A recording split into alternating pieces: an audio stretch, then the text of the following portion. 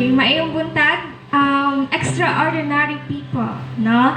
Extraordinary, pasabot igsuon kay dili basta-basta, no? Dili ordinaryo nga mga tawo. Amen ba? Di na makaingon bagit maigsuon nga dili mo basta-basta nga mga tawo. Matawag ta na extraordinary people igsuon dili tungod kay kung unsa ang naa kanato, no, or unsa nang wala kanato, or tungod ba sa atong apelyido o sa ngalan, no. Matawag ta nga extraordinary people kay tungod naa kanato ang extraordinary God. Amen. Amen. Praise God. Igsuon nalipay ba ang tanan? Ilang man kaayo? Wala man siya. Pero igsuon.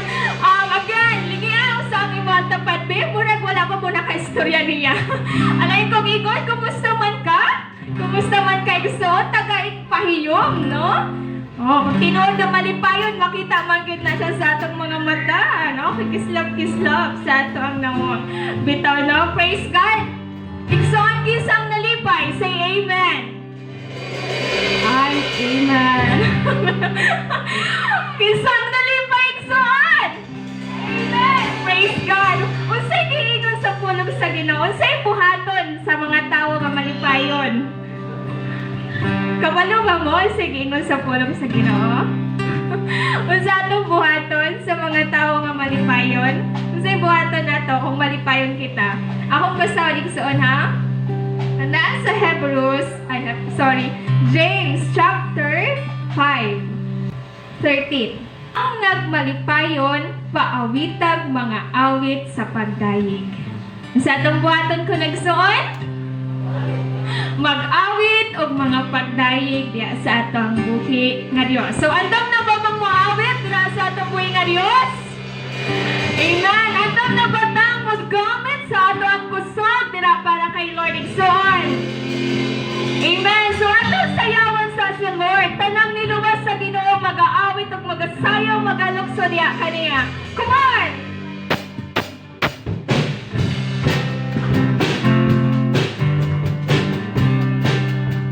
Una-una, igsoon nga na sa atong taliwala karon ang atong ginadayon nga Dios.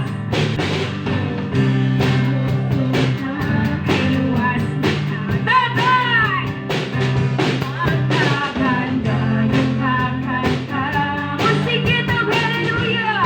Hallelujah! Kay ikaw ang